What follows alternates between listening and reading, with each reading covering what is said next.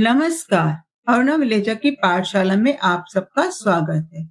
आइए आज हम कक्षा 10वीं सिंचन भाग 2 का पाठ 2 सपनों के से दिन के पाठ के बारे में जाने। इस पाठ के रचनाकार लेखक गुरदयाल सिंह जी हैं। गुरदयाल सिंह का जन्म पंजाब के जेतो कस्बे में 10 जनवरी 1933 को एक साधारण दस्तकार परिवार में हुआ। गुरदयाल सिंह ने बचपन में कीलों हथौड़ों से काम लेते हुए शिक्षा पूरी की और कलम पकड़ी। 1954 से 1970 तक स्कूल में अध्यापक रहे। पहली कहानी 1957 में पंचदरिया पत्रिका में प्रकाशित हुई। जब कॉलेज में ये प्राध्यापक हुए तो इन्हें अपने ही उपन्यास को पढ़ाने का मौका मिला। अंततः यूनिवर्सिटी में प्रोफेसर के पद से अवकाश ग्रहण किया। गुरदयाल सिंह ठेठ ग्रामीण परिवेश और भावबोध के लेखक के रूप में जाने जाते हैं। बड़े सहज रूप से ही अपने पात्रों का चयन खेतीहर मजदूरों, पिछड़े और दलित वर्ग के लोगों के बीच से करते हैं, जो सदियों से अपने समाज की उस दूषित व्यवस्था के शिकार हैं, जो पीढ़ी दर पीढ़ी उनकी शारीरिक हड्डियों को ही नहीं गलाती रही, अभी तो उनकी पूर्ण मानसिकता को दीनहीन और बेबस बनाए हुए। पंजाबी भाषा में उल्लेखनीय योगदान के लिए ज्ञानपीठ पुरस्कार से सम्मानित गुरदयाल सिंह को अपने लेखन के लिए साहित्य अकादमी, सोवियतलैंड नेहरू सम्मान, पंजाब की साहित्य अकादमी सहित कई अन्य पुरस्कारों से सम्मानित होने का गौरव प्राप्त हुआ है। उन्हें बातों लेखक कई देशों की यात्रा की उन्होंने। उनकी प्रमुख रचनाएं हैं मड्डी दा दीवा, अध चांदनी रात, पांचवा पहर, सब देश पर आया, सांझ सवेरे और क्या जानू मैं कौन। गुरदयाल सिंह का निधन 16 अगस्त 2016 को हुआ था। प्रस्तुत पाठ पंजाबी लेखक गुरदयाल सिंह की आत्मकथा का एक अंश है। इसमें लेखक ने अपने बचपन की स्मृतियों को प्रस्तुत करते हुए खेल कूद, चोट लगने की घटनाओं और माता पिता के व्यवहार का यथार्थ चित्रण किया है। साथ ही अपने और साथियों के स्कूली जीवन के अनुभवों का भी सजीव वर्णन किया है। उस समय के विद्यालयों का वातावरण कितना नीरस और भय उत्पन्न करने वाला होता था, इसका स्पष्ट चित्र यहाँ देखने को मिलता है। तो चलिए आरंभ करते हैं पाठ सपनों के से दिन। लेखक कहते हैं कि मेरे साथ खेलने वाले सभी बच्चों का हाल एक सा होता था। बचपन में जिन बच्चों का वो खेला करता था वो और ये एक जैसे थे। कैसे कैसे एक जैसे लगते थे? एक तो उनके कपड़े कैसे थे? नंगे पांव रहते, फटी मैली सी कच्छी पहने हुए, टूटे बटनों वाले और कई जगह से फटे कुर्ते और बिखरे बाल रहते थे। जब ये लकड़ी के पर चढ़कर इधर से उधर खेलते, चढ़ते, भागते, गिरते तो कई बार चोटें खा जाते और चोटें खाने के बाद कभी-कभी तो ऐसा होता कि जो उनके कुर्ते पहने हुए हैं, जो पहले से फटे पुराने होते थे, वो और तार-तार हो जाते। धूल से भरे हुए थे, कई जगह से पाँव छिले होते थे, यहाँ तक कि पिंडलियों से खून बहने लग जाता। उस बहते खून पे कभी धूल, मिट्टी, रेत भी जम जाती, घुटने लथपथ हो जाते। और ऐसे में जब कभी वो घर पहुंचते तो जो माँ या बहनें बड़ी होती थी, वो उन पर तरस खाने के बजाय, उनका इलाज करने के बजाय, चोट को साफ करने के बजाय उनकी और पिटाई कर देती कि क्यों खेल कर आ रहे हो, क्या कर रहे थे, धूल मिट्टी में जा रहे थे। और यहाँ तक कि उनके जो पिता हैं, वो भी बड़े कहिया बहुत गुस्से वाले होते थे। वो क्या करते, वो तो पीटने लग जाते थे और पीटते भी ऐसा, पीटते समय ये भी नहीं सोचते थे कि जो उनका हाथ लग रहा है, बच्चे के नाक मुंह पे लग रहा है, कहीं लहू तो नहीं बहने, कहीं चोट तो नहीं लग रही। इतनी बुरी तरह से पिटने के बाद भी ये बच्चे क्या करते, दूसरे दिन फिर खेलने चले जाते। यानी वो सब भूल जाते थे कि हाँ, उन्हें चोट लगी है, उनके माता पिता उनको डांट रहे हैं, ये बात। लेखक कहते हैं कि ये बात उन्हें तब समझ में आई जब स्कूल अध्यापक बनने के लिए वो ट्रेनिंग लेने के लिए गए। जो विषय पढ़ रहे थे ट्रेनिंग का, उसमें था बाल मनोविज्ञान। मनोविज्ञान पढ़ते समय उनको इस बात का जानकारी मिली कि वास्तव में बच्चों को खेलना कितना अच्छा लगता है। इतना खेलना अच्छा लगता है कि बुरी तरह पिटने के बाद भी वो फिर खेलने चले जाते हैं। तो लेखक कहते हैं कि मेरे साथ जो खेलने वाले जो अधिकतर साथी थे, मेरे जैसे परिवारों से ही हुए थे। यानी जिस स्तर का उनका परिवार था, उसी स्तर के उनके बाकी सारे संगी साथी थे, जो उनके साथ खेला करते थे। मोहल्ले में रहने वाले लोग थे, आस-पास के गाँव से आए हुए लोग थे उनमें। कहते 2-4 तो ऐसे थे जो इसी गली में रहने वाले लोग थे।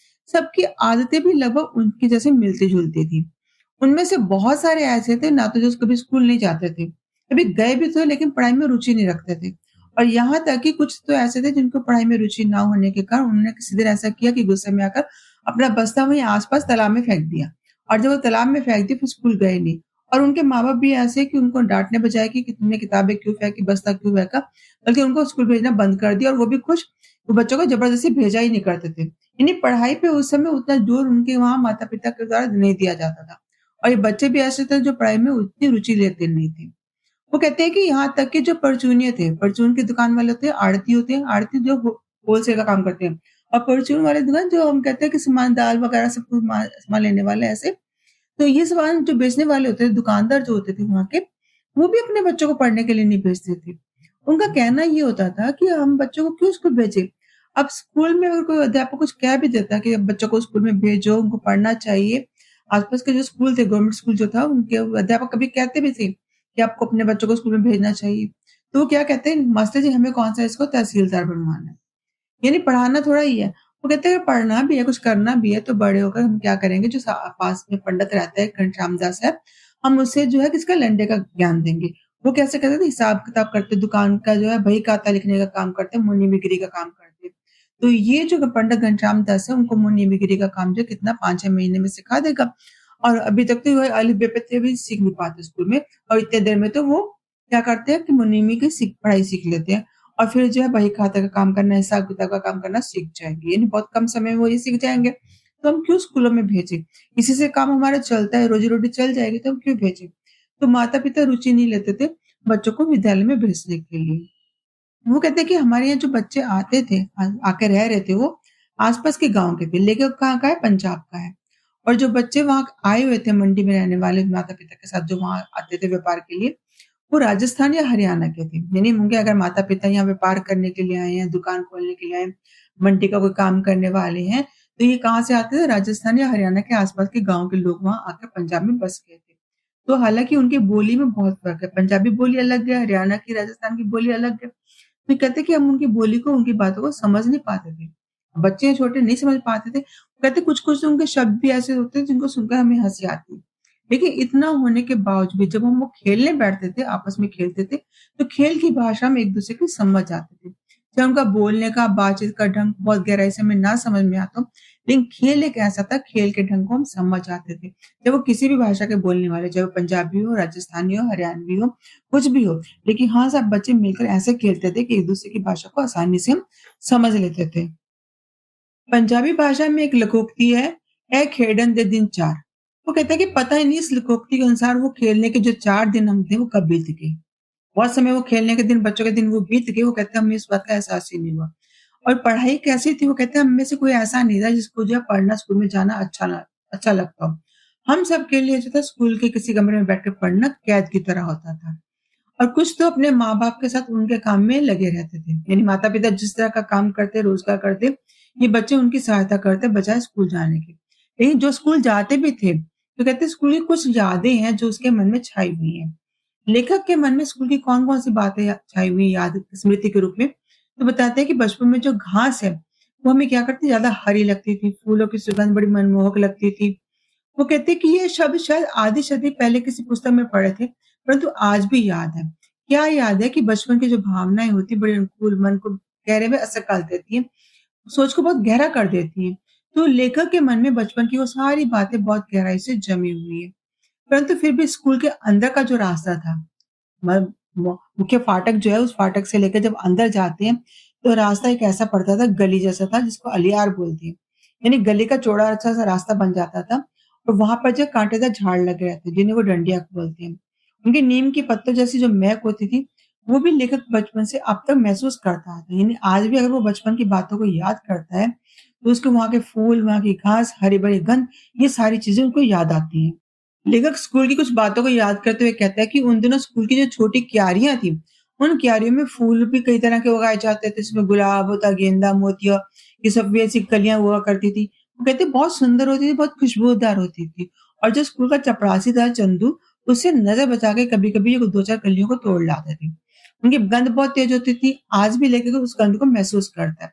वो कहता है कि ये नहीं याद आता कि फिर हम कलियों को तोड़कर, फूलों को तोड़कर करते क्या थे। शायद ऐसा था कि कुछ देर तक हम सूंघ लेते थे या तो शायद हम उसको जेब में डाल देते थे और फिर जब माँ कपड़े धोने बैठती थी तो उसको निकाल के फेंक देती थी। या हो सकता है, ये भी हो सकता है कि कभी-कभी हम स्कूल से आते समय उसको हम क्या करते चढ़ जाया करते थे बकरी के मेमनों के जैसे। बकरी छोटे-छोटे पत्ते को खा जाती, वैसे हम अपने मुँह में डाल दिया करते थे। जब अगली कक्षा में जाना होता था, अब अगली कक्षा में जाने पर लोग उत्साहित होते हैं, बड़े हो जाते हैं, खुश होना चाहिए कि हम अगली कक्षा में जाएँगे। तो थोड़ा उत्साह तो होता ही है। लेकिन होता क्या था कि जो पुरानी जो किताबें होती थी और नई कॉपी, इनकी मिली-जुली गंध उसको थोड़ा विचलित कर देती थी। और साथ ही उसके मास्टरों का डर भी होता था, जो पहले कक्षा में पढ़ा चुके होते थे। क्योंकि मास्टर बहुत पीटा करते थे उस समय, उस ज़माने में। आजकल तो ख़ैर बच्चों को पीटते नहीं बिल्कुल भी, लेकिन कभी एक ज़माना था जब मास्टर बच्चों को बात-बात पे, बिना बात पे पीट दिया करते थे। तो एक तो वो डर रहता था, दूसरे कॉपी किताबों की गंध, तो कहते वो उत्साहित उतने नहीं होते थे जितना कि और बच्चे आजकल के बच्चे होते हैं। तब जो क्या होता था जब स्कूल खुलते थे तो नया साल आते ही जो 1 डेढ़ महीना पढ़ाई होती थी। यानी मार्च या अप्रैल का महीना या मई अप्रैल और मई का महीना हो गया, मई का भी आधा महीना होता है। जैसे अभी भी तो होता है ना कि अप्रैल में पढ़ाई शुरू होती है तो मई तक आधे मई तक होती है, उसके बाद डेढ़ महीने की छुट्टियाँ हो जाती हैं। तो कहते हैं उसके बाद हमारी डेढ़ महीने की छुट्टियाँ हो जाया करती हैं। अब ये छुट्टियाँ जब आती थी, छुट्टियाँ शुरू होने और छुट्टियों के खत्म होने जो का फ़र्क है, वो हम कैसे महसूस करते थे? आप लोग भी महसूस करते होंगे जब छुट्टियाँ आरंभ होती तो कितना आनंद आता है, लेकिन जब छुट्टियाँ खत्म होने वाली होती तो आपके दिन कैसे बीते? तो बता दें कि पहले 2-3 सप्ताह तो हम खूब खेल-कूद करते थे, मस्ती हुआ करती थी। कभी-कभी तो माँ के साथ ननिहाल चले जाते थे, यानी नानी के घर जाते थे और नानी भी खूब दही-दूध खिलाती, मक्खन खिलाती, खूब प्यार करती। कहते उनका गाँव बड़ा छोटा पिछड़ा-सा गाँव था। वहाँ पास ही तालाब था और मंडी के पास ही था वो उनके। तो कहते कि वो क्या करते तब जो है वहाँ पर तालाब में नहाने के लिए चले जाते और नाना जी से फिर हम बड़े हक से जो-जो कुछ चाहते हैं, हम जो मन में आता उनसे मँगवा लिया करते थे और हक से चीज़ों को खाया करते थे। और नानी भी बहुत दुलार करती थी, कभी उनके बोलने के ढंग को या कभी उनके कम खाने को ढंग अपने पोते-पोतियों को समझाती थी, कि देखो इन बच्चों की तरह तुम भी सीखो। देखो कैसे शिष्टाचार से खाते हैं, बोलते हैं।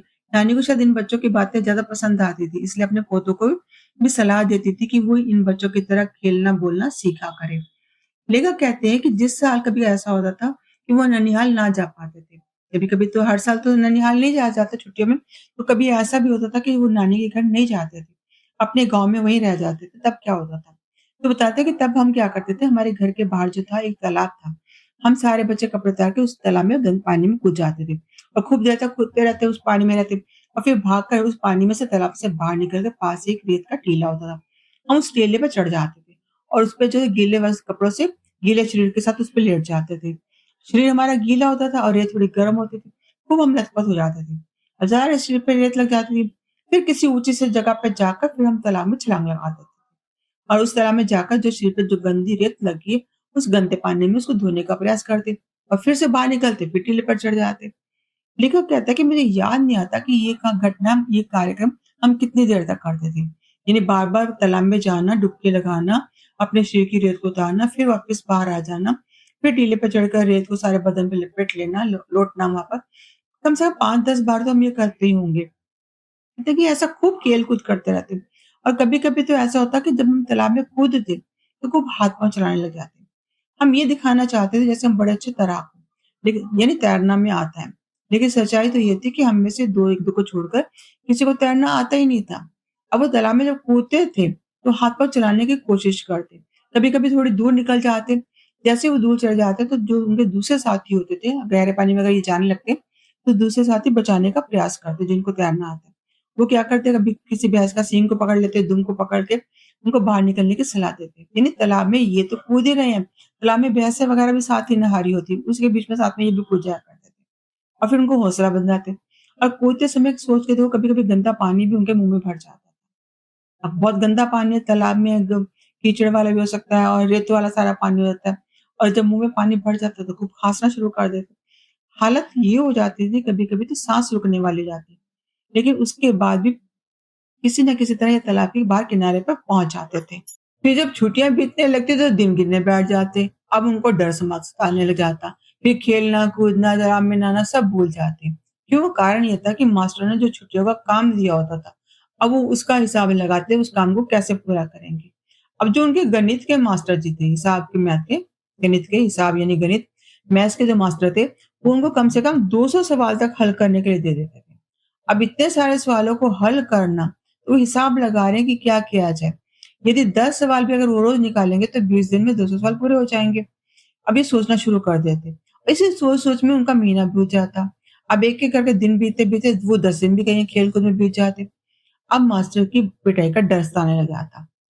फिर परंतु डर भुलाने के लिए वो सोचते हैं 10 की बजाय हम क्या करें, 1 दिन में हम 15 सवाल करना शुरू कर देंगे तो आसानी से निकल जाएँगे। अब ऐसा हिसाब लगाते-लगाते लगता है कि छुट्टियाँ तो भागे चली जा रही, दिन बच ही नहीं रहे। और कभी-कभी तो ये लगता है अरे दिन बहुत छोटे होते जा रहे हैं। ऐसा लगता है जैसे दिन भाग रहा है। सूरज देखो दोपहर को छिप रहा है, यानी दिन उनको बहुत जल्दी ढलता-सा महसूस होने लग जाता। बेचारे घबरा जाते। जैसे-तैसे उनको दिन छोटे लगने लग जाते हैं, साथ में स्कूल का डर सताने लग जाता। और फिर कहते हैं कि हमारे में से बहुत सारे सहपाठी ऐसे थे, जिनको जो है छुट्टियों का काम करने की बजाय मास्टरों की पिटाई का सौदा सस्ता लगता था, कि छोड़ो ना, 1 दिन मास्टर पीट देंगे, क्या फ़र्क पड़ता है, अपनी छुट्टियाँ क्यों बर्बाद की जाए। अब लेखक दूत को पिटाई का डर रहता था, उनको लगता था कि नहीं, हमें काम करना चाहिए। लेकिन कुछ लोग ऐसे थे जिनको जो था पिटाई का डर नहीं होता था, अपने आप को बड़ा बहादुर समझते थे। उनमें से उनका एक ऐसा साथी था जिसका नाम था ओमा, जो क्या करता था, मास्टरों से पिटाई करना ज़्यादा आसान समझता था बजाय कि स्कूल का काम करना। अब लेखक कहता है कि हम जो उसके बारे में सोचते हमारे में से कौन है ऐसा जो कर सकता है। कभी भी उस जैसा दूसरा लड़का हम ढूँढ ही नहीं पाते थे। वो अजीब ही बच्चा था जो ओमा था, उसके बारे में बता रहे हैं। क्यों? क्योंकि बातें सबसे निराली होती थी, गालियाँ निकाला करता था, मार-पीट का ढंग उसका बड़ा अनोखा था। शक्ल-सूरत भी उसकी सबसे अलग थी। हांडी जैसा बड़ा जो सिर था, यानी उसका सिर का आकार अपने शरीर के हिसाब से बहुत बड़ा लगता था। कद उसका बहुत छोटा था, ठिकने कद का था, यानी बहुत छोटे आम बच्चों से छोटे कद का था। 4 बलिष्ठ, कहने को तो 4 हाथ का, हालाँकि मज़ाक है ये, कि बहुत छोटे कद का वो बच्चा था। तो शरीर ऐसा, उसकी तुलना ऐसे की जाती है जैसे कोई बिल्ली का बच्चा हो और उसके माथे पे तरबूज रख दिया हो। यानी अपने शरीर के आकार में उसका सिर माथा बहुत बड़ा लगता था। और उस बड़े शरीर पे जो आँखें थी, नारियल के से रंग वाली, बिल्कुल आँखें ऐसी, बिल्कुल जैसे नारियल की सी हो। और फिर साथ में चेहरे की बनावट ऐसी जैसे बंदरिया का बच्चा हो। अब सोच के देखो, उस लेखक ने अपने उस मित्र की, उस दोस्त की कैसे तुलना की, कैसे उसकी रूपरेखा हमारे सामने प्रस्तुत की है। वो, उनको लगता था वो हमारा सबसे बड़ा नेता ही है। उसको नेता मान लेते थे। नाम उसका था ओमा, और उसकी बनावट का उन्होंने कैसा सुंदर वर्णन किया।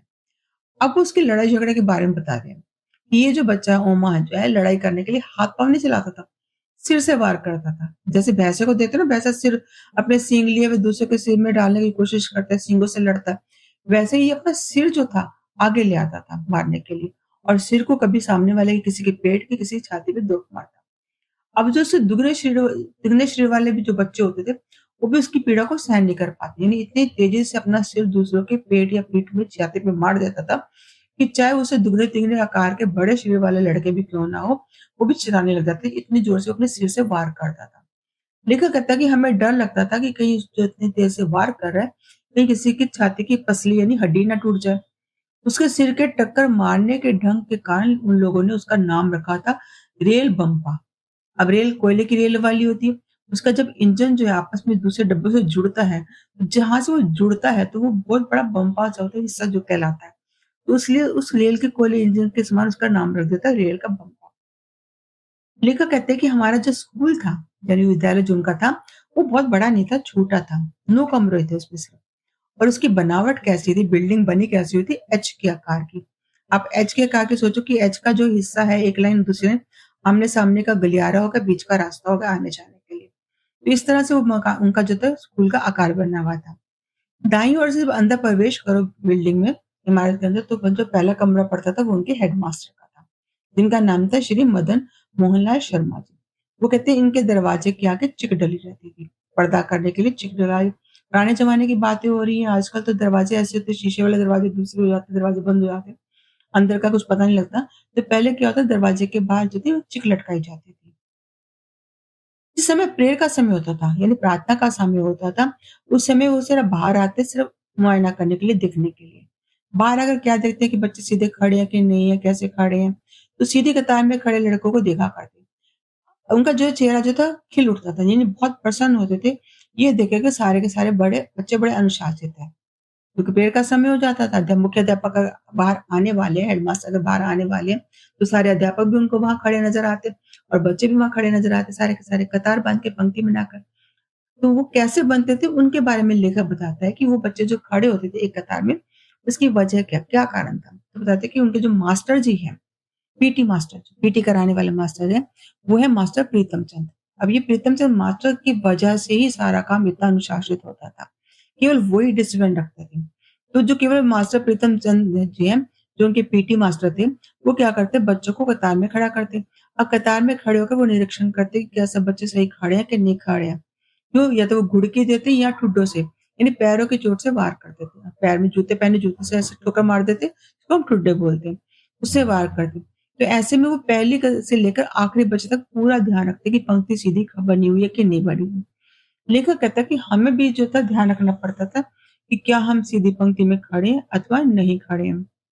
उसमें खड़े होने के लिए हम क्या देखते, पहले आगे वाले बच्चों को देख लेते हैं और सबसे पीछे वाले बच्चों को। तो इस प्रकार से हम ध्यान रख लेते हैं कि हम सीधी पंक्ति में खड़े हैं कि नहीं खड़े। साथ में हम ये भी ध्यान रख लेते हैं कि हम 2 जो बच्चे खड़े हैं, आगे पीछे वाले बच्चों से हमारी दूरी भी बराबर है कि नहीं। पंक्ति सीधी होना एक बात होगी। अब उन पंक्ति के साथ जो बच्चे खड़े हैं, प्रत्येक बच्चे की आपस के बीच की दूरी भी एक सी होनी चाहिए। सभी बच्चे पीटी मास्टर के डर से जो थे, बहुत ध्यान से सारे अनुशासन में पंक्ति बना के खड़े हो जाते थे। वो कहते हैं कि इतना सख्त मैंने ना तो किसी अध्यापक को देखा है, ना सुना जितने सख्त अध्यापक उनके पीटी मास्टर थे। वो कहते हैं जरा सा भी किसी बच्चे का सिर भी हिल जाता है इधर-उधर या कभी-कभी कोई बच्चा खड़ा है, एक पाँव से दूसरे पाँव की टाँग का जो पीछे वाला हिस्सा होता है पिंडली को उसको खुजाने की कोशिश करता। तो एकदम बाघ की तरह झपट पड़ते और हमेशा एक ही कहा मुहावरा बोलते थे खाल खींचने का और वो खाल खींचने वाले मुहावरे को प्रत्यक्ष करते नजर आते। ये बहुत बुरी तरह से वो पीट डालते थे। ये वो लेखक उनके बारे में बताते हैं। लेखक बताते हैं कि जो उनके हेडमास्टर साहब शर्मा जी हैं, उनका स्वभाव बिल्कुल उल्टा है। किससे स्वभाव उल्टा है? जो उनके मास्टर प्रीतम चंद जो हैं, पीटी मास्टर हैं, उनसे इनका स्वभाव बिल्कुल उल्टा है। प्रीतम चंद तो कितना मारने-पीटने वाले सख्त स्वभाव के थे, लेकिन हेडमास्टर जी का स्वभाव बिल्कुल उल्टा था। 5वीं और 8वीं को जो थे वो अंग्रेजी पढ़ाया करते थे। लेखक और जो लेखक के साथी हैं, उनमें से किसी को ये याद नहीं आता कि कभी 5वीं कक्षा में उन्होंने किसी भी को ऐसे मारा हो, पीटा हो, कभी भी गलती के कारण भी। ना मारते देखा, ना पीटते देखा। कभी जो चमड़ी उधेड़ना जैसे जो शब्द रहता है, लेखक कहते हैं कि ये शब्द जो है सरकारी स्कूल का आम होता है। वैसा शब्द कभी उनके मुख से कभी निकला ही नहीं था, कभी ऐसा बोला ही नहीं था। हाँ, कभी-कभी जब थोड़ा बहुत नाराज़ रहे हुए होंगे, तो क्या करते हैं अपने जो उनकी हाथ की लंबी उँगलियाँ हैं, उस उँगलियों का जो उल्टा हिस्सा है, उसकी हल्की सी चपत जो है वो गाल पे लगा देते। और ये उनका और बहुत बार आँखें जल्दी-जल्दी झपक देते गुस्से में, कुछ ऐसा करते। लेकिन लेखक कहता है कि मेरे जैसे दुबले-पतले कमज़ोर शरीर के व्यक्ति बच्चे जो हैं, वो भी सिर झुकाकर हँस देते कि इससे जो होगा हमारे कैसे होगा? क्योंकि वो इतने मार खाने वाले, इतने पिटने वाले बच्चे होते हैं, इस हल्की सी उँगलियों की चपत जो है उनको क्या नुकसान देगी या क्या दर्द करेगी? वो कहती है उनकी चप्पल तो हमें ऐसे लगती थी जैसे जो भाई बीके सिंह जो है, जो नमकीन पापड़ी यहाँ बेचने के लिए आया करता है। अब नमकीन पापड़ी खाने में जितनी मज़ेदार होती है, जो पैसे की 2 मिल जाया करती थी, पापड़ जैसे आप कहते हैं पतला नमकीन पापड़ होता है, वैसी लगती थी, मज़ेदार लगती है। तो इनका जो चांटा जो था वो कोई दुःख नहीं देता था, बल्कि आनंद देता था, हमें हँसी आ जाया करती थी। परंतु तब भी स्कूल में जाने के लिए कोई ऐसी जगह नहीं थी जहाँ खुशी से भागे।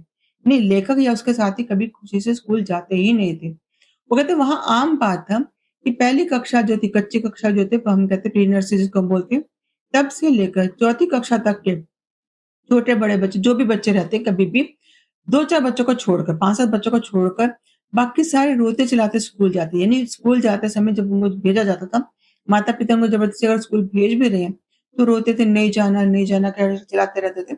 5-7 बच्चे ऐसे होंगे जो खुशी-खुशी स्कूल में जाते होंगे, बाकी बच्चे तो अक्सर रोते-चिल्लाते स्कूल जाया करते थे। यानी उनका स्कूल जाने का मन ही नहीं करता था। कभी भी ऐसा नहीं हुआ कि बड़ी खुशी से वो स्कूल जाते हैं। कुछ परिस्थितियाँ ऐसी थी जब उनको स्कूल जाना अच्छा लगने लगा था। अब वो कब लगने लगा था अच्छा उसके बारे में बताते हैं, जब स्काउटिंग होती थी। स्काउटिंग की जो परेड होती है, उसका जब अभ्यास करवाते थे पीटी मास्टर। उसमें प्रार्थना तो कराते थे, तब भी अभ्यास कराते थे पीटी का। वो कहते लेकिन जब यहाँ प्रार्थना सभा ना होकर जब स्काउटिंग का काम होता था, तब जो पीटी साहब जो थे, वो हमसे पीटी कराते थे, कैसे काम कराते थे, अभ्यास कराते थे, ड्रिल जो कराई जाती है, उसमें हमारे हाथों में नीली-पीली झंडियाँ होती थी। फिर 1, 2, 3 कहते, फिर झंडियाँ ऊपर-नीचे, दाएँ-बाएँ कराते थे। तो हवा में वो झंडियाँ लहराती थी। हम क्या होते थे, खाकी वर्दी पहने होते थे। गले में हमारे जो है 2 रंग के रुमाल लटकाए होते थे। हम कोई गलती ना करें इसके लिए बहुत ध्यान दिया करते थे।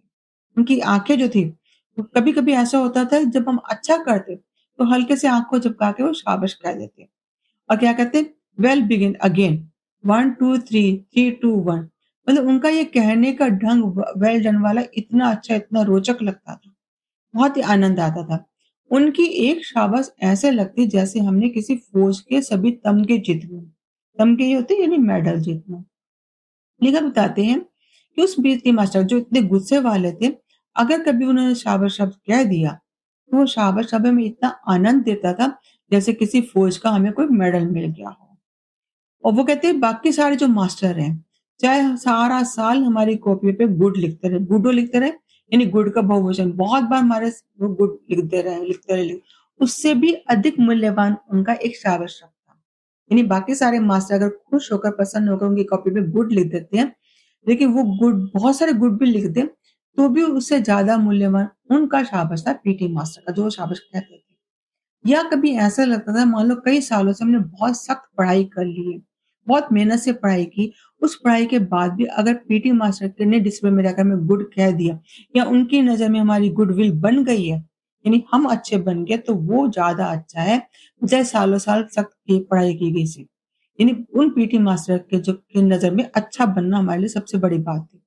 वो कहते हैं कि इसका कारण एक ये भी हो सकता है। वो बताते हैं कि जैसे गुरुद्वारे में जो भाई जी होते हैं, जब कथा पढ़ते हैं, कथा पढ़ते समय भाई जी ने एक बार बताया था, सद्गुरु के भय से ही प्रेम जगता है। यानी भय बिन होत न प्रीत जैसे हम कहते हैं, तुलसी ने भी कहा है कि बिना भय के प्रेम नहीं होता है। तो जो हमारा पीटी मास्टर के प्रति प्रेम भाव जगता भी है, वो हमें अच्छे लगते हैं, तो उसका कारण क्या है? उनके प्रति हमारा भय है, डर है। उनके डर के कारण ही हमारे उनके मन में प्रेम का भाव जगा है। वो सारा साल तो डाँटते-फटकारते रहते हैं, लेकिन कभी जब वो अपनापन में एक बार शाबाश कह देते हैं, तो हमारी परिस्थितियाँ कुछ और हो जाती हैं। हमें वो इतना अच्छा, इतना रोचक, इतना आनंद देने वाला हो जाता है कि हम जो है बहुत अधिक उत्साहित उमंग से भर जाते हैं। अब लेखक बताते हैं कि हर वर्ष अगली श्रेणी में प्रवेश करने के लिए हमें मुझे जो थी पुरानी किताबें मिलती हैं। अक्सर बच्चे नई किताबें खरीद लेते हैं, लेकिन लेखक को हर साल पुरानी किताबें ही मिलती थी। उसका कारण ये था कि जो उनके हेडमास्टर जी थे, वो किसी बच्चे को उसके घर जाकर पढ़ाया करते थे। अब हेडमास्टर जिनके घर जाया के पढ़ाते थे, वो जो था बहुत धनी परिवार था, धनाढ्य परिवार के लोग थे। उनका लड़का जो था हालाँकि लेखक से 2-3 साल ज़्यादा बड़ा था, लेकिन पढ़ाई के मामले में केवल 1 साल ही आगे रह गया था। इसका मतलब वो बच्चा 1-2 बार पीछे फेल हो चुका होगा। अब हर साल जो था जब अप्रैल के महीने में के बाद जब नया साल आरंभ होता था, पढ़ाई का नया साल अप्रैल के महीने में, तो शर्मा जी जब उसके पास जाते पढ़ाने के लिए, तो उसकी जो पुरानी वाली पुस्तकें थी वो ले आते थे। कहते हैं हमारे घर में किसी को पढ़ाई की दिलचस्पी नहीं थी। घर में कोई इच्छुक ही नहीं था, कोई किसी को पढ़ने के लिए भेजे। अब यहाँ जो अगर नई किताबें लेकर देनी पड़ जाती लेखक को, तब भी उस समय कितनी कीमत थी? 1 या 2 रुपए। तो भी शायद वो कहते हैं शायद किताबें उनको महँगी पड़ती, इस बहाने से शायद उसकी तीसरी-चौथी में पढ़ाई छुड़वा दी जाती। लेखक कहते हैं मैं कुल 7 साल स्कूल में रहा हूँ, लेकिन उस समय तक मुझे क्या मिलता था हमेशा पुरानी किताबें मिल जाती। ये पुरानी किताबों का वजह ही ऐसी रही थी शायद उसकी वजह से उसकी पढ़ाई चलती रही। अगर किताबें खरीदनी पड़ जाती नहीं उसके लिए, तो शायद माता-पिता उसकी पढ़ाई छुड़वा देते। इसके अलावा कुछ और खर्चा भी था, कॉपियों का, पेंसिल का, होल्डर का, यानी जिससे कलम को पकड़ा जाता है, स्याही का, दवात का। पूरा साल भर का खर्चा 1 या 2 रुपए मुश्किल से होता था। तो ये बहुत बड़ी रकम उस समय मानी जाती थी। लेखक बताते हैं कि उस ज़माने में 1 रुपया बहुत बड़ी कीमत मानी जाती थी। 1 रुपए में कहते हैं कि 1 सेर यानी 1 किलो घी आया जाया करता था। 2 रुपए में तो 1 मन यानी 40 किलो गंदम, गंदम होता है गेहूँ, उर्दू में इसको गंदम बोला जाता है। तो कहते हैं कि 2 रुपए में तो 40 किलो जो है 40 से 40 किलो यानी 1 मन जो है गेहूँ आया जाया करता था। इसलिए केवल जो है खाते-पीते घरों के लोग ही बच्चे जो थे स्कूल जाया करते थे। कहते हैं मेरे दोनों परिवारों में यानी इधर मायके के दादा का, नाना का जो भी परिवार थे 2 परिवार उनके, उन परिवारों में से केवल एक लेखक ही ऐसा था जो स्कूल में जाता था और कोई स्कूल गया ही नहीं था। कहते हैं परंतु कोई भी श्रेणी ऐसी नहीं थी, किसी भी कक्षा में ऐसा ना हो जिसमें हम लोग बड़ा खुश महसूस करते हो चाव से नई श्रेणी में गए हों। कुछ लोग करते हैं कि हाँ, नई कक्षा में जाएँगे, नई कॉपी किताबें मिलेंगे, नए साथी मिलेंगे। कुछ बच्चों को चाव होता है नई कक्षा में जाने का, लेकिन लेखक को ऐसा नहीं लगता था। उसका वो वजह बताता है कि मुझे नई किताबें मिलती कॉपी मिलती थी, लेकिन किताबें मेरे पास पुरानी होती थी। तो दोनों की जो मिली-जुली गंध थी, खुशबू जो महक आती, नई किताबों की जो महक शायद आपने महसूस की होगी, नई किताब कॉपियों की। अब लेखकों को की पुरानी किताबें मिलती थी, कॉपियाँ नहीं होती थी, तो जो मिली-जुली गंध होती थी उससे मन उदास हो जाता था। पहले तो लेखक कहते हैं मैं ठीक-ठीक से समझ नहीं पाया कि क्या कारण था, कि मुझे नई कक्षा में जाने का उतना उमंग उत्साह क्यों नहीं होता था। अब जितना बाद में उसको पता लगा। अब मनोविज्ञान की जब उसको जानकारी मिली तो उसने अनुभव किया कि वास्तव में इसके पीछे कारण क्या रहा होगा। एक तो कहते हैं कि अगले साल जब नई क्लास में जाते हैं तो पढ़ाई थोड़ी मुश्किल हो जाती है। साथ ही जो मास्टरों का डर भी उसके मन में बैठा होता है। मारपीट का जो डर था नए मास्टरों का वो उसके भीतर बैठा होता है। क्योंकि सभी तो नए आते नहीं हैं। हर साल जो 2-3 मास्टर पुराने वाले भी क्लास को पढ़ाते रहते हैं। कुछ ऐसे होते हैं जो नई बड़ी छोटी कक्षा को नहीं पढ़ाते, केवल बड़ी कक्षा को पढ़ाते हैं। लेकिन कुछ ऐसे होते हैं जो बड़ी कक्षा को पढ़ाते हैं और छोटी कक्षा को पढ़ाते होते हैं। तो कुछ जाने-पहचाने मास्टर, कुछ नए मास्टर आ जाते हैं। तो लेखक के दिमाग में उन मास्टरों की मार का डर भी रहता था। लेखक बताते हैं कि कुछ ऐसी ही भावना थी उन अध्यापक के मन में, जो अधिकतर अध्यापक ये सोचते थे कि 1 साल के बाद यानी नई कक्षा में बच्चे आ रहे हैं, तो ये अपेक्षा करने लग जाते थे कि ये बच्चे अधिक निपुण होकर आए हैं, हर फन मोला हो गए हैं, हर चीज़ इनको आती है, इन पर उन्हें बहुत अधिक मेहनत नहीं करनी पड़ेगी। अच्छे से वो लिखेंगे, पढ़ेंगे, याद करेंगे, ये वो उम्मीद करते थे। लेकिन जब उनकी आशाएँ पूरी नहीं होती थी, तो वो चमड़ी उधेड़ देने वाले तरीके पे उतर आते थे। यानी वही मारपीट का काम शुरू हो जाता। वो कहते कुछ तो उनकी मारपीट का डर रहता था। दूसरा कुछ ऐसे कारण थे जो कॉपी किताबों की गंध थी, जो उसको उदास कर देती थी।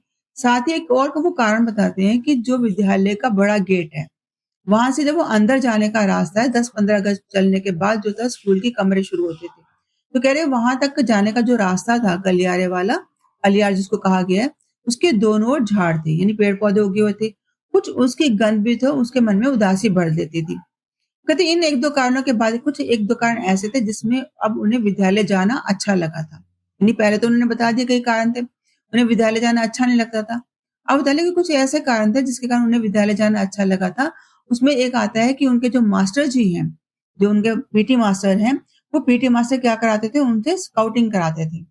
अब स्काउटिंग कराते समय जो है वो उनके मुँह में व्हिसल रहती थी और व्हिसल के साथ वो लेफ्ट राइट बोलते, ऐसी आवाज़ वो करते और बच्चे जो उनकी आवाज़ सुन के जो है राइट टर्न, लेफ्ट टर्न और अबाउट टर्न उनके कहने पर मुड़ते चले जाते थे।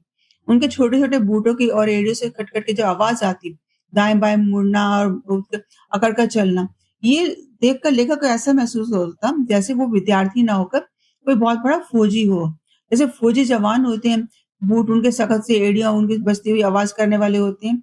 तो अपने आप को उस वर्दी में देखने का, उन जूतों के साथ देखते हुए चलना, तो लेखक को कुछ ये मन में भाव पैदा कर देता था कि जैसे वो विद्यार्थी तो है ही नहीं, वो बड़े फौजी हो गए हैं। फिर बताते हैं कि ये दौर भी वास्तव में दूसरे विश्व युद्ध का था। उस समय दूसरा विश्व युद्ध का समय चल रहा था। 1923 की ये घटना है। तो कहते हैं उस समय वो जो उनकी रियासत थी नाभा, वहाँ के राजा को अंग्रेजों ने गिरफ्तार कर लिया था। और जब तमिलनाडु में कोडाई कैनाल में जब जंग शुरू होने वाली थी, उससे पहले ही उनका देहांत भी हो गया था। इनका उनके जो राजा थे, रियासत के नाभा रियासत के जो राजा थे। अब जो राजा का बेटा था, कहते हैं कि वो जो विलायत पढ़ने चला गया था। इसलिए वो कहते हैं कि हमारी जो देसी रियासत चल रही थी, वो अंग्रेजों के बल पे चल रही थी। राजा के ना रहने पर अंग्रेज जो थे हालाँकि हालाँकि राजा नहीं थे, फिर भी अंग्रेज जो थे ज़बरदस्ती वहाँ के लोगों को फौज में भर्ती कर नहीं पा रहे थे। फौज में भर्ती करने के लिए वो क्या करते थे, अपने कुछ अफ़सरों को भेज देते थे ताकि वो नौटंकी करें, नाटक दिखाएँ, अभिनय करके दिखाएँ। तो ऐसे में नौटंकी वाले आया करते थे, अभिनय होता था, अफ़सर साथ में आते थे। रात को खुले मैदान में शामियाने यानी टेंट डाले जाते थे। वहाँ फौजी की सुख-सुविधाओं के आराम के दृश्य दिखाए जाते थे। यानी इन सारी घटनाओं को दिखाया जाता था ताकि जो गाँव के बच्चे हैं, उनके मन में फौज में भर्ती होने की इच्छा जागे। वो एक गाना भी गाया करते थे। कहते हैं उनका एक गाना अभी भी मुझे याद है। वो जो था बड़े अजीब-सी मस्खरे वाली यानी जोकरों वाली जो पोशाक होती है वो पहने हुए होते थे। मस्खरे होते हैं जो विदूषक बन के आते हैं, हँसी-मज़ाक करने वाले। जैसे आपने कभी देखा होगा कि कभी कोई बड़े नाट्य अभिनय होते हैं या कभी जो सर्कस के होते हैं उसमें कुछ अजीबो-गरीब पोशाक पहन के जो आते हैं, बच्चों को लोगों को हँसाने के लिए, वो मस्खरे कहलाते हैं। तो जो मस्खरे होते थे अजीबो-गरीब वर्दियाँ पहन के आते और फिर बड़े फौजी जूते पहन के गाना गाते। गाना क्या गाते थे वो? भर्ती हो जा रे रंगरूट भर्ती हो जा रे, अठे मिले ते टूटे लितर, उठे मिलेगे बूट, भर्ती हो जा रे रंगरूट भर्ती हो जा। वो कहते थे कि हे रंगरूट तू जो हे सेना का जवान तू भर्ती हो जा, वीर जवान तू सेना में भर्ती हो जा। क्यों? उसके लिए वो आकर्षण में कहते थे अठे मिले, यहाँ तो मिलेंगे तुझे टूटे-फूटे चप्पल जूते मिलेंगे, वहाँ पर तुझे मजबूत बूटे मिलेंगे, बड़े जूते मिलेंगे, तो इसलिए तू जो है रंगरूट फौज में भर्ती हो जा। अठे पहनले फटे पुराने उठे मिलेंगे सूट, बढ़ती हो जा रे रंगरूट बढ़ती हो जा। यहाँ तो तुझे पहनने के लिए फटे पुराने कपड़े मिलते हैं, वहाँ तुझे अच्छे बढ़िया सूट मिलेंगे, इसलिए तुझे फौज में भर्ती हो जाना चाहिए। तो इस तरह का जो है रंगरूट मतलब सेना में भर्ती होना, एक नए भर्ती होने के लिए सेना के लिए आवेदन करना। तो कहते हैं कि तू ऐसे सेना में भर्ती हो जा, तो रंगरूट कहलाएगा। यानी एक नया सिपाही बन जाएगा तू फौज का बनया, तो तू वहाँ भर्ती हो जा। तो ऐसे में वो लोगों को गाँव के लोगों को प्रेरित करते थे बच्चों को ताकि वो भी जो है फ़ौज में भर्ती हो जाएँ। वो कहते हैं इन सारी बातों से आकर्षित होकर बहुत सारे गाँव के जो नौजवान होते थे, वो भर्ती होने के लिए तैयार हो जाते थे, रंगरूट बनने के लिए तैयार हो जाते थे। कभी-कभी वो कहते हैं मुझे भी ऐसा हमें भी ऐसा लगता था जैसे हम फ़ौजी से कम थोड़ा ही हैं। क्यों? क्योंकि वो फ़ौजी धोबी खुली धुली हुई वर्दी पहनते थे, खाकी वर्दी पहनते थे वो लोग जब स्काउटिंग करते थे। जूते भी उनके कैसे होते थे पॉलिश किए हुए होते थे, जुराबें भी उनको पहनने को मिल जाती थी। तो स्काउटिंग की ड्रेस पहनकर उनको खुद को लगता था कि वास्तव में वो फ़ौजी ही हैं। और जो मास्टर जी थे उनके जो प्रीतम चंद्र जो बहुत गुस्से वाले होते थे, जिन्हें कभी बच्चों ने मुस्कुराते हंसते देखा ही नहीं था। कद उनका कैसा था? ठीक नहीं, यानी कम छोटे कद के थे, दुबले-पतले थे, लेकिन शरीर गठीला गठा हुआ था। उनके चेहरे पर माता के चेचक के दाग थे। माता निकल जाती है ना, चेचक निकल जाती है, तो चेचक के दाग कभी-कभी पड़ जाते हैं चेहरे पे। तो उनके चेचक के दागों से भरा हुआ चेहरा था। आँखें उनकी बहुत तेज़ थी, दूर से चीज़ों को परख लेते थे, बाज जैसी आँखें तेज़ थी। खाकी वर्दी और चमड़े के जूते पहनते थे और बड़े-बड़े मोटे आवाज़ करने वाले, जिनको देख के भय लगता था। उन उज बूट जो बूट वो पहनते थे, जूते वो पहनते थे, उसकी जो एड़ी थी, हील जिसको कहते हैं ऊँची, उसके नीचे खुरियाँ लगी रहती थी। यानी अलग से सोल लगाई जाती थी उस एड़ियों के नीचे। और उससे उस खोल की वजह से आवाज़ ऐसी आती थी, जैसे घोड़े के देखते हैं टाँगे में जो घोड़ा चलता है, तो घोड़े के पैर पे जो नाल लगी रहती है, खट-खट की आवाज़ आती है। तो उन जो है प्रोफ़ेसर के जो उनके अध्यापक थे प्रीतम चंद, उनके जो है पैरों के जूतों से आवाज़ वैसी ही आती, जैसे घोड़े के पैरों से आवाज़ आती है। तो अगले हिस्से से पंजों के नीचे मोटे से बड़े कीले ठुके रहते थे और साथ में कोई कील भी ठुके रहते थे उनके जूतों में। और जब चलते तो खट-खट की आवाज़ आती। कहते वो जो कील और जो है उनकी एड़ियाँ जो थी, सोल जो थी, उसकी वजह से जो सख्त फर्श पे वो चले ना तो वहाँ भी निशान पड़ जाए, इतने जो थे नुकीले तेज़ चलने वो होते थे, मज़बूत होते थे उनके जूते। मास्टर जी के जूते इन बच्चों को बहुत अधिक आकर्षित करते थे। वो कहते हैं कि हम इनके जूतों को बड़े ध्यान से देखते, भारी भरकम मोटे से जूते पहनते थे। इतने भारी जूते पहनने के बाद भी हमें हैरानी होती थी कि उनके टखनों पे जब पिंडलियाँ जो होती हैं, उसपे मोच क्यों नहीं आ जाती थी। जबकि वो कहते हैं कि हम अपने माता-पिता से कहते कि हमें भी ऐसे जूते पहनने हैं, तो माता-पिता कह देते कि नहीं इतने भारी जूते तुम्हें नहीं पहनने, इससे तुम्हारे पैर जो है टखने जो हैं, वो टेढ़े हो जाएँगे और सारी उम्र तो फिर तुम सीधा नहीं चल पाओगे। यानी माता-पिता उन बच्चों को ऐसे जूते पहनने से मना करते थे, जैसे जूते उनके मास्टर जी प्रीतमचंद पहनता करते थे। अब लेखक बताते हैं कि जो मास्टर प्रीतमचंद है, उनसे डर तो उनका स्वाभाविक था ही और ऐसे डर में हम उनसे नफ़रत भी करते थे। कारण ये था कि उनसे मारते वो पीटते बहुत थे। कहते कि हम सभी जो हैं, जो मेरी उम्र के थे, वो दिन भूल नहीं पाते। उनके जीवन का एक ख़ास दिन था, जिसके कारण उनके मन में और अधिक भय पैदा हो गया था। वो तब की बात है, लेखक बताते हैं, जब वो चौथी कक्षा में आते। चौथी कक्षा में फ़ारसी पढ़ाने के लिए आने लगे थे। यानी जो मास्टर प्रीतम चंद थे, जो पीटी मास्टर थे, वो चौथी कक्षा के बच्चों को फ़ारसी भी पढ़ाने लगे थे। उससे पहले उर्दू तो उन्होंने तीसरी कक्षा तक सीख ली थी, तो उर्दू का अभ्यास हो गया था। हालाँकि उर्दू फ़ारसी, अरबी फ़ारसी का ही एक रूप है, लेकिन थोड़ी कठिन मानी जाती है। वैसे आप समझ लो जैसे हिंदी और संस्कृत हो गई है। हिंदी और संस्कृत में आपको भेद समझ में आता है ना, हिंदी आपको आसान लगती है, संस्कृत आपको मुश्किल लगती है। वैसे उर्दू और फ़ारसी हो गई। उर्दू को आप समझ लीजिए कि हिंदी की तरह होगी और फ़ारसी को आप समझ लीजिए संस्कृत की तरह होगी। तो कहते हैं फ़ारसी जो थी अंग्रेज़ी से भी मुश्किल लगती थी। अभी मैं पढ़ने में 1 सप्ताह भी नहीं बीता था। ऐसे में जो थे उनके जो मास्टर जी थे प्रीतम चंद, उन्होंने एक शब्द रूप याद करने के लिए दे दिया। वैसे ही जैसे संस्कृत में आपको शब्द रूप लता वगैरह की याद करनी होती है, तो वैसे शब्द रूप याद करने के लिए दे दिए। और ये भी कह दिया कि अगले दिन जब वो इसी पीरियड में घंटी में सबसे जवानी सुनेंगे, यानी सबको कंठस्थ करके आना है, याद करके आना है शब्द रूप। एक ही दिन में शब्द रूप याद करना थोड़ा कठिन था। तो कह रहे हम सभी जो घर लौटे, रात देर तक उसी शब्द रूप को याद करते रहे। लेकिन हम में से 2-3 बच्चे ही ऐसे थे जो उस शब्द को याद कर पाए। कुछ आधा, कुछ अधिक याद कर पाए, लेकिन पूरा तो कोई याद ही नहीं कर पाया और बहुत सारे बच्चे याद ही नहीं कर पाए थे। अब अगले दिन कक्षा शुरू हुई, पढ़ाई शुरू हुई, तो बारी-बारी से सबको सुनाने के लिए कहा गया। अब एक भी लड़का सुना नहीं पा रहा था शब्द रूप, तो मास्टर जी तो बहुत गुस्से हुए, बुलाए और बहुत तेज़ी से बोले, "कान पकड़ लो।" बच्चों ने कान पकड़ लिए। फिर उन्होंने कहा, "झुक कर टाँगों के पीछे से टाँग अपने कान पकड़ो।" अब अगर आप झुक जाते हो, आगे से पीठ के बल आगे से झुकते हो और फिर जो है पेट के बल आगे से झुक जाते हो, फिर टाँगों के बीच से हाथ निकाल के कान पकड़ते हो, ये स्थिति कैसी होती है? मुर्गा बनना जिसको हम कहते हैं। तो ऐसा मुर्गा बनने का उनको आदेश दिया, खूब चिल्लाए। अब वो बैठ तो गए बच्चे, कुछ बनना शुरू हो गए, लेकिन वो चीखे कि और ऊँचे करो, पीठ ऊँची करो। यानी मुर्गा बने हो तो खूब ऊँची पीठ होनी चाहिए। और कहते हैं कि पीठ ऊँची करके कान पकड़ने में 2-3 मिनट में टाँगों में जलन शुरू हो जाती है। सहन ही नहीं कर पाते, बहुत देर तक बच्चे कर नहीं पाते। और फिर लेखक कहता है कि मेरे जैसे जो कमज़ोर बच्चे हैं, वो तो टाँगों के नीचे थक पकड़ते ही थकने लग जाते हैं, गिरने गिरने पड़ने लग जाते हैं। अभी तक लेखक की बारी आई नहीं थी मुर्गा बनने की। वो कहते हैं मेरी और हरबंस की, एक और छात्र है, इसकी भी बारी आनी थी। उसकी भी बारी आती तब तक हेडमास्टर जी जो है अपने दफ्तर में आ चुके थे। और जब हमें सजा दी जा रही थी, उससे कुछ समय पहले ही मास्टर जी स्कूल की पूरब की ओर बने सरकारी अस्पताल में डॉक्टर अ, कपलास से मिलने के लिए गए थे। अब जो हेडमास्टर जी हैं, वो उस समय विद्यालय में थे ही नहीं। विद्यालय से बाहर वो गए थे, पास ही में एक सरकारी अस्पताल था, वहाँ के जो डॉक्टर हैं कपलाश, उनसे मिलने के लिए गए हुए थे। जब ये तब की बात है जब उनका घंटा स्टार्ट हुआ था, पीरियड स्टार्ट हुआ था पढ़ाई का, ये वाला। तो ऐसे में उन्होंने जब मुर्गे बनाने शुरू कर दिए थे, मास्टर जी थे नहीं। लेकिन जैसे ही उनकी बारी आई इन दोनों बच्चों की, मेरी और हरबंस, वो कह रहे हैं कि बारी आई हमारे बच्चों की। तब तक हेडमास्टर जी वापस विद्यालय में आ चुके थे। जैसे ही वो दफ्तर के सामने से आए तो उन्होंने ये सारा दृश्य देख लिया। इसको देखकर जो है उनको बहुत क्रोध आया। वो सहन ही नहीं कर पा रहे थे कि कोई उनका अध्यापक जो है किसी बच्चे को इतनी बुरी तरह से पनिश करे, सजा दे। लेखक बताते हैं कि शायद ये पहला ही अवसर था जब पीटी मास्टर प्रीतम चंद की बर्बरता को सहन नहीं कर पाए थे। हालांकि पीटी जो मास्टर है प्रीतम चंद बहुत अधिक क्रोधी थे, गुस्से वाले थे, बच्चों को पनिश करते थे, सजा देते थे। जब प्रार्थना सभा होती थी या स्काउटिंग होती थी, वो डांटते थे, डपटते थे, कह भी देते थे, हाँ तुम्हारी चमड़ी उधेड़ दूंगा, खाल खींच लूंगा, और शायद कान भी पकड़ते होंगे, पीटते होंगे। लेकिन ये पहला दृश्य ऐसा था मुर्गे बनाने वाला, जो उनके मुख्याध्यापक से, जो उनके थे हेडमास्टर जी थे, उनसे बर्दाश्त नहीं हुआ। उनके लिए बर्बरता का कार्य था किसी बच्चे को इस तरह से मुर्गा बनाना, इतनी बड़ी पनिशमेंट देना। तो वो उत्तेजित हो गए। उत्तेजित होकर वो कहते हैं, what are you doing? Is it the way to punish the students of fourth class? Stop it at once. यानी उन्होंने कहा कि ये तुम क्या कर रहे हो? चौथी क्लास के बच्चों को इस तरह की सजा देना क्या उचित है? तुम इसे अभी रोक दो। लेखक कहता है कि तब हम अंग्रेजी नहीं जानते थे, अंग्रेजी पढ़ते नहीं थे, क्योंकि उस समय 5वीं कक्षा से अंग्रेजी की पढ़ाई शुरू होती थी।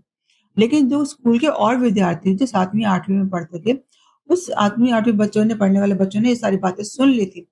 और तब उन बच्चों ने इन बच्चों को बताया कि शर्मा जी क्या कर रहे थे। शर्मा जी यानी उनके जो हेडमास्टर जी, वो क्या कह रहे थे। तो कह रहे कि शर्मा जी कहते थे कि तुम क्या करते हो? क्या चौथी कक्षा के बच्चों को ही सजा देने का ढंग ठीक है? इसे फ़ौरन बंद कर दो। और शर्मा जी गुस्से से काँपते हुए बरामदे से अपने दफ्तर में चले गए थे। तब उसके बाद लेखक बताते हैं कि उसके बाद जो था प्रेमचंद, जो उनके जो प्रीतम चंद मास्टर थे, पीटी मास्टर थे, वो कई दिनों तक स्कूल ही नहीं आए थे। फिर अन्य मास्टरों की जुबान से उनको सुनने को मिला था कि जो उनके हेडमास्टर शर्मा जी हैं, उन्होंने उनको जो मुअत्तल कर दिया था। मुअत्तल है निलंबित कर देना, सस्पेंड कर देना जिसको हम कहते हैं। तो मुअत्तल कर दिया गया था और इसके लिए आदेश उन्होंने मंजूरी के लिए आगे भेज दिया था। क्योंकि उन्होंने आगे संदेश भेज दिया था, जो उनकी रियासत है, रियासत जो उनकी राजधानी नाभा है, वहाँ मंजूरी के लिए भेज दिया था ताकि इनको निलंबित किया जाए। यानी इन्होंने उनकी शिकायत जो था हेड ऑफिस जिसको हम कहते हैं वहाँ कर दी थी। अब वहाँ जो है हरजी लाल जो है एक वहाँ के नाम के व्यक्ति हैं, जो महकमे तालीम के डायरेक्टर हैं, यानी एजुकेशन डिपार्टमेंट के जो डायरेक्टर थे। महकमा तालीम यानी एजुकेशन डिपार्टमेंट हो गया, उनके वो डायरेक्टर थे। उनको आदेश दिया कि ताकि उनकी तरफ से मंजूरी मिल जाए। उनकी मंजूरी की आवश्यकता थी। जब उनको मंजूरी की आवश्यकता मिल जाएगी तो ये तब तक नहीं आएँगे। कुछ दिन के बाद पता लगता है कि जो पीटी मास्टर थे, वो जो थे, वो नाभा के जो डायरेक्टर थे, बहाल नहीं करेंगे तब तक स्कूल दाखिल नहीं होंगे, तो खबर मिल चुकी थी। कहते हैं कि अब जब भी कभी ऐसा होता है, जब फारसी का जो घंटी बजती थी, यानी अगली क्लास स्टार्ट होती कि पता लगता कि फारसी का पीरियड है, आपको टीचर पढ़ाने के लिए आएँगे। लेखक बताता है कि हम जैसे बच्चों की छाती धड़कने लग जाती थी, काँपने लग जाती थी, कहीं ऐसा तो नहीं पीटी मास्टर फिर से तो नहीं आ गए। तब तक हम धड़कते रहते जब तक शर्मा जी खुद ना आ जाते, या उनके एक और मास्टर थे नौहरिया राम जी। वो कहते हैं नौहरिया राम जी या तो वो आते थे उनको फ़ारसी पढ़ाने के लिए या शर्मा जी स्वयं आते थे। जब तक वो कमरे में प्रवेश ना कर जाते, फ़ारसी पढ़ाना ना शुरू कर देते, तब तक हमारे चेहरे मुरझाए रहते थे। क्योंकि भीतर ही भीतर वो डरते रहते थे कि आज तो मास्टर जी नहीं आएँगे पढ़ाने के लिए। और ऐसे में कई सप्ताह बीत गए, पीटी मास्टर जी नहीं आए। फिर उनको अन्य बच्चों से पता लगता है कि जो मास्टर जी हैं, बाज़ार में एक दुकान है, उस दुकान के ऊपर का कमरा था, उन्होंने चौबारा जो था उन्होंने किराए पे ले रखा था। उस कमरे की छोटी-छोटी खिड़कियाँ थी, वो वहीं रहा करते थे, आराम से रहते थे। 7वीं 8वीं के बच्चे जो हैं, वो बताते थे कि मास्टर जी को तो अपने मुअत्तल होने का रत्ती भर भी चिंता नहीं है। यानी उनके चेहरे से कोई भाव नहीं लगता कि उनको जो है सस्पेंड कर दिया गया है, उनको वहाँ रहना पड़ रहा है, नौकरी पे वो नहीं आ रहे हैं।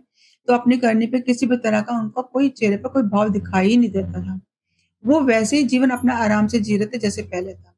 घर पे वैसे ही रहते थे। पहले की तरह आराम से वो क्या करते थे, जिन्होंने तोते पाल रखे थे 2, पिंजरे में रखे तोतों को, वो क्या करते, पहले तो बादाम भिगो के रखते, उन भीगी हुई गिरियों के बादाम की उसे छिलका उतार के, वो बादाम उनको जो था तोतों को खिलाया करते थे। तो ये काम वो अक्सर करते रहते थे। लेखक बताता है कि उसने भी पहले कभी कई बार उन तोतों को देखा है। कुछ बच्चे ऐसे हैं जो वहाँ पर चौबारे पे जाया करते थे। जहाँ मास्टर जी रहते थे, पीटी मास्टर रहते थे, वो पीटी मास्टर जो थे उन बच्चे वहाँ उनसे मिलने जाया करते थे। क्योंकि कुछ लड़कों को उन्होंने आदेश दे रखा था कि उनके घर आके उनके काम में सहायता करें। पहले ज़माने में ऐसा होता था कि बच्चों को बुला लिया जाता था, घर के कोई काम होते तो घर के बड़े बच्चे जो जिस विद्यालय के बड़े बच्चे होते हैं, वो अक्सर आके घर में भी सहायता कर जाया करते थे। विद्यालय में तो काम चीज़ों को उठाने रखने की सहायता कर ही देते, कुर्सी लगा देना, मेज़ लगा देना, कोई पानी पिला देना, ये काम बच्चे कर दिया करते थे पहले। यहाँ तक कि मास्टर जी घरों में भी बुला लिया करते थे बच्चों को अपने काम में सहायता करने के लिए, और बच्चे चले भी जाते थे। तो कहते हैं कि वो बच्चे चले जाया करते थे। लेखक कहता है कि ये हमारे लिए बड़ा चमत्कार था। अब चमत्कार क्या था कि जो मास्टर जी हैं, प्रीतम चंद्र जी, जो बिना वजह बच्चों को मारते रहते थे, अमृता को उधेड़ दिया करते थे, वो ऐसे स्वभाव का भी हो सकता है कि वो तोतों से जो है मीठी-मीठी बातें कर लेता हो। क्या तोते जो है उसकी वो देखती बुरी आँखों को देख के उनको डर नहीं लगता? कहते हमें बड़े अजीब-सा लगता था। हमारी समझ में नहीं आता था कि ये सब ऐसे कैसे हो सकता है? हमारे लिए वो घटना बड़ी अलौकिक रहा होती थी कि वो मास्टर जो बहुत अधिक गुस्से वाला, क्रोधी, जिसको देख के बच्चे सहम जाते हैं, डर जाते हैं, वही मास्टर जी घर पे तोतों को इतने आराम से जो पी के भी बादाम की गिरियाँ खिला सकते हैं, उनसे प्रेम से बात कर सकते हैं। तो उनका ये बड़ा विचित्र सा अनुभव उन लेखक के लिए रहता था। इस प्रकार हमने गुरुदयाल सिंह के जो पाठ है सपनों के से दिन में हमने जान लिया कि लेखक ने अपने बचपन की घटनाओं का वर्णन किया है। बचपन में जो स्मृतियाँ थी, उनकी यादें थी, उसका वर्णन किया। खेलना-कूदना, चोट लगना, माता-पिता का व्यवहार, स्कूली बच्चों का साथ और फिर विद्यालय का नीरस वातावरण जो भय उत्पन्न करता था, डराता था, मन में कई कई तरह के भाव उत्पन्न करता था। तो आशा आपको ये पाठ समझ में आ गया होगा। धन्यवाद।